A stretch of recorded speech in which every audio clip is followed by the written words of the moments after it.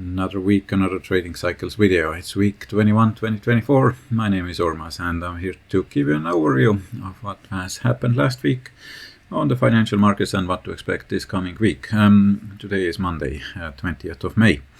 And before we dive in, obviously please click that like button if you enjoy the content and also subscribe to this channel if you haven't done so already. And now we have a good news as well. We got our Patreon channel finally ready as well.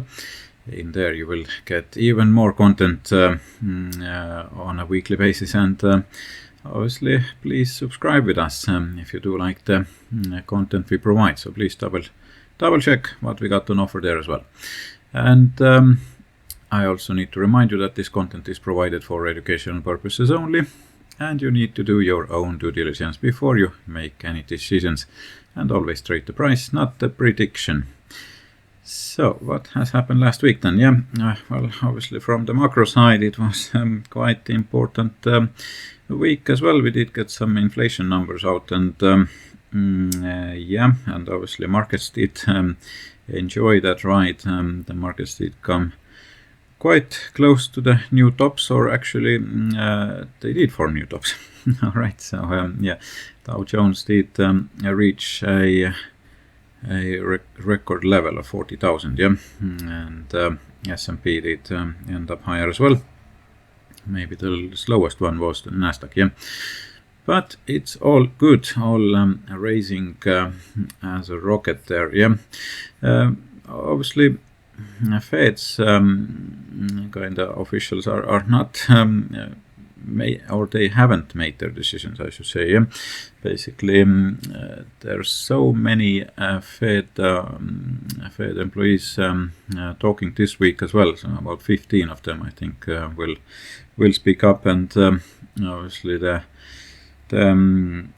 messages are kind of getting mixed now. So some of them will say that it is needed to be cut rates already. Some of them say that there is no need to cut rates. So basically it's not looking clear at the moment, and maybe they make their minds up fairly soon, hopefully. So the market has some sort of idea, but at the moment it's obviously counting in a September cut rate or rate cut.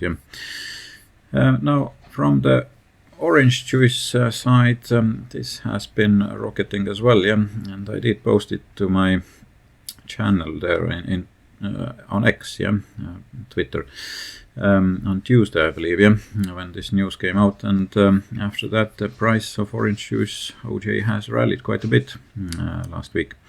So this is obviously a good sign if you are dealing with commodities.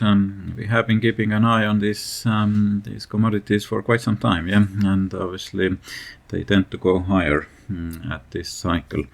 So it's important to follow them as well. And one other commodity, it is a copper that is rocketing as well. It's been doing quite well for quite some time as well, this year. And from copper productions, there are here are the biggest producers of copper, and the biggest one is Chile, and then Peru, and China, obviously the United States as well, and Russia is also in the play there, but not too heavily, so that shouldn't really affect the market that much if we consider everything here. Now, what has been performing this year the best, obviously it's cocoa and orange juice and copper, but some other ones as well. Now we do expect that maybe one of them that will stand up there as well is platinum, and seems that there's going to be a shortage at some point. So if production is picking up, there's going to be more need for that as well. So we do need to keep an eye on this one. So at the moment it's a bit on that lower end here on that scale, but there are some opportunities always. And now one of the commodities that has been obviously rising quite a bit is gold, and gold tends to rally when the economy is starting to roll over. So basically at the moment or stock market, I should say. So basically the central banks have been buying quite a bit of gold. The leader has been China, then Poland, Turkey, Singapore, India, Qatar, and Russia, and some others as well. But yeah, biggest player is obviously China. Now, what is the end game there? It's hard to say, but rumors are that obviously China is planning to back their next maybe a currency with gold as well. So we'll see how it's gonna play out there. But overall, yes, the gold tends to do better when the market is gonna top and correct. Here is a Dow Jones and gold ratio for about 100 years, and after they start obviously rolling over, then there tends to be a recession as well after that. So we saw that in 1930s when the Great Depression came. So then the markets did top and gold did pick up. Same happened in 70s. It kind of rolled over, and then same happened. So gold did dip in the beginning of 80s here.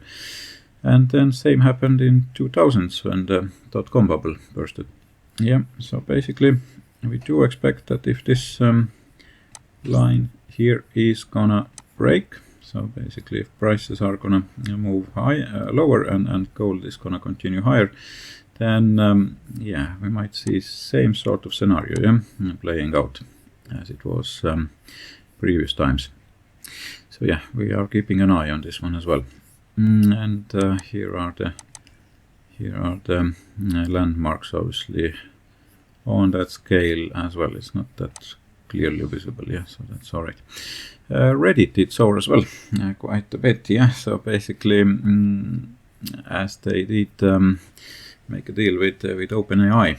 OpenAI is now looking to use Reddit's data there in their models as well, so that might help obviously to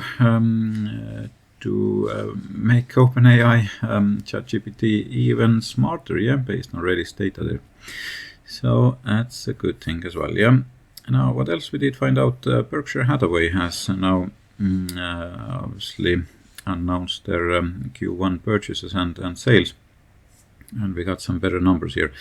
One of the surprises was CB, Chubb Limited, which is an insurance company, I believe, So that's something that they have bought. For how long? Well, we shall see, but usually, Buffett's end game is quite long. So obviously we did see that CB did pick up after that announcement quite a bit as well, but as they announced, they also sold Apple and Paramount, so part of the Apple and almost a whole of the Paramount, Now, one other guy who we're keeping an eye on is Big Short Michael Burry, and he's making some interesting moves as well. He's obviously known as a big short guy from financial crisis times at 2008, and what he's been up to then. He's been buying quite a bit of Chinese stocks here, JD and Baba and so on, but some others as well. Now, what he did sell is Google and Amazon, which did pick up my eyes here, so kind of my attention, and he might think as well that those companies are not going to do so well now in the next cycle. So something to obviously keep an eye on as well. What we are also keeping an eye on is the electricity consumption, and it's all related to the data centers, and basically there's going to be more need for all sorts of services and supplies for data centers, but electricity is also one of them. So these are the areas obviously we need to keep an eye on. There's going to be more and more need over time as the technology develops. And who's not really that happy are the employees from the tech companies who are now forced back to the office. They're not going to do that. They're rather leaving the companies and finding some other opportunities. So this is kind of also an issue for big companies, but that's quite normal at this cycle. Although IMF chief did also say that artificial intelligence is hitting labor forces like tsunami. Yeah? So it does, yes, mix up things. I'm quite sure about it, but it's not the end of the world. So obviously there's always jobs to be needed. You just need to adjust to the market conditions and relearn or learn something new. What else has happened on the market? Well, meme stocks have been in play again, yeah, for one reason or the other. Yeah, obviously that account that announced it a couple of years ago, and there was a big opportunity there to make some money with GameStop. It did come alive again, but maybe for wrong reasons. Yeah, somebody might have played with it. So basically, yeah, it didn't live that long. The prices did go quite high, and then they dropped quite sharply as well to the same levels, basically. Yeah, so nothing good came out of that. Hopefully, you're not the one who lost money on these. Yeah. Now, OpenAI was in news other ways as well. They have launched their GPT-4o now, which is a bit enhanced GPT model with faster speeds and expanded text vision and audio capabilities. Yeah. And also that Reddit deal was obviously good. What else was there? Walmart did announce earnings, and their news were very good for the market, and the price did jump quite a bit, basically. And I was on that play as well myself, just for disclaimer purposes here. Yes, so basically, yeah, I did buy it before earnings, and it did play out quite well there as well. Now, from charts point of view, market has been, yes, very positive lately. It's all green again. And weekly, well, we do see that divergence there in play. So obviously momentum has been dropping a bit, but the prices have ended up higher. Yeah, so it's kind of warning us that there might be a divergence coming into play soon. All right, but so far so good. So we'll be keeping a close eye on obviously those things, how they develop. Now, Russell 2000 small caps ones are not picking up that well. Obviously, there is quite a bit of resistance, and it's been struggling under that resistance line for quite a while there. Yeah. And 50-day moving average did pick up, so it did touch that 30% zone and then ended up higher, yeah, in the next coming weeks. And 200-day moving average is also back to its 70s and even 80s, yeah, so it's fairly high amount of companies from S&P that are trading above their 200-day moving average. Sector-wise, technology, communication, and real estate were the best ones for the week, and the lowest ones or weakest ones were energy and industrials. From those leaders on the market, well, obviously financials did end up higher quite a bit, yeah, so they did continue. Also, consumer staples did continue that rally. But who has been now struggling with is utilities sector, so it's against that resistance there, yeah. Heat map was quite positive, except a couple of sectors, yeah, which didn't do so well. And winners and losers, we did see quite many here on positive side as well, yeah, like Moderna and BODD and SMCI, AMD and Walmart as well, yeah. So this was all good. Insiders have been picking up as well this week. So basically there has been more selling activity and also a bit more buying activity. But it seems to be more on the seller side at the moment. Yeah, so insiders are still looking negatively on market conditions at the moment. Wix is on its lowest for about a year now, yeah, or second lowest, yeah.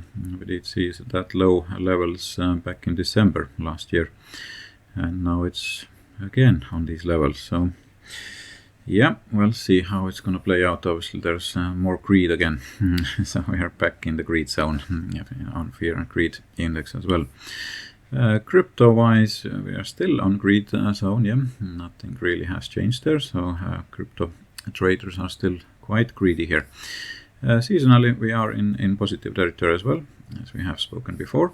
And statistical model is also advising that we are in the best, one of the best seasonal times at the moment. So yeah, it has been playing out quite well this time as well. Astrologically, we are obviously in one of the best weeks. We got quite a lot of aspects culminating on Thursday, yeah? So that might be a turning point there at some point. But we'll keep an eye on these things on that black box scale. Yes, it seems that Thursday is going to be the best day of the month.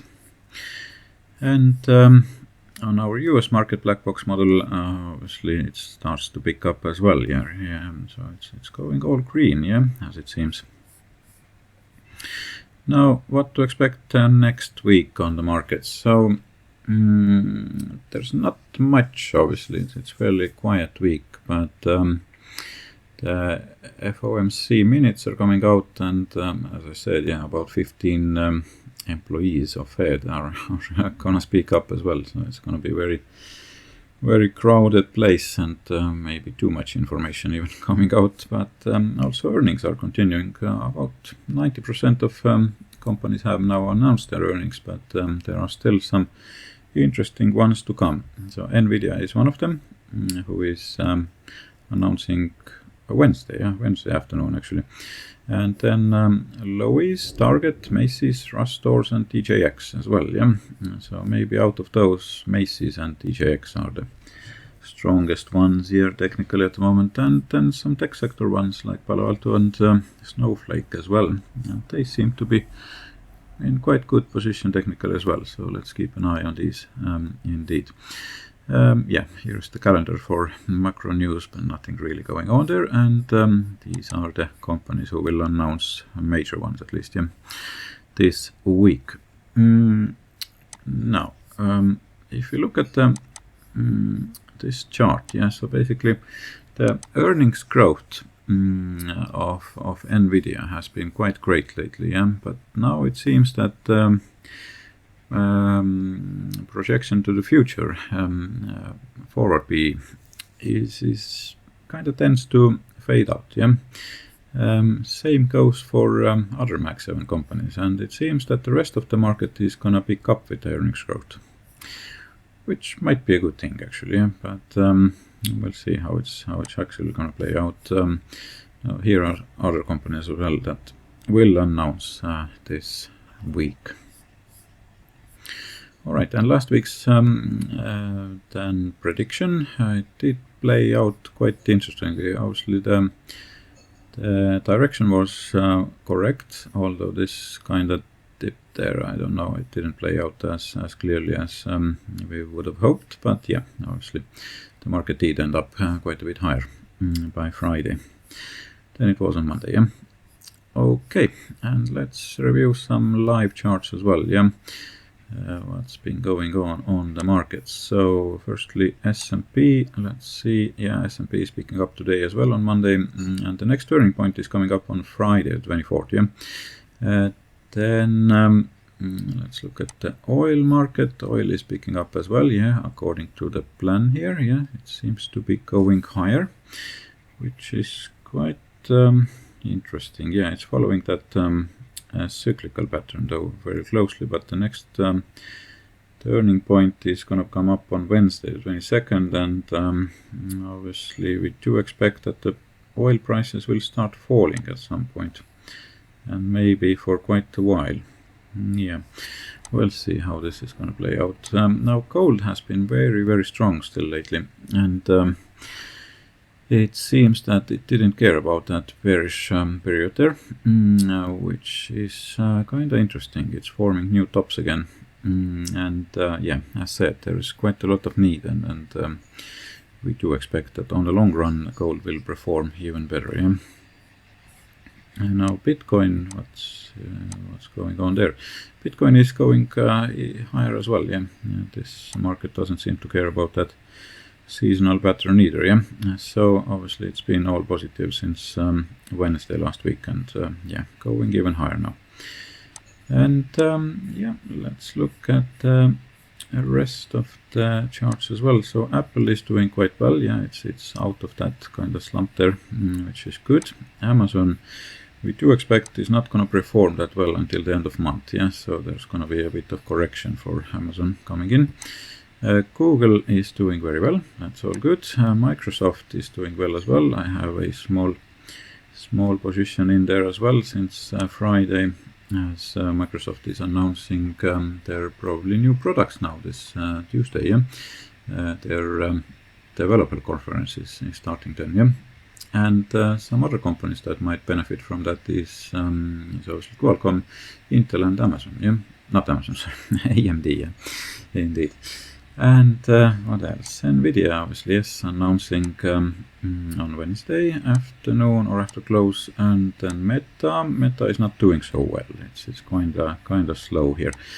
What else? Netflix is doing very good. Yeah, indeed, because they have secured now 3-year deal with broadcast NFL Christmas Day games, and they did snap it out of Microsoft.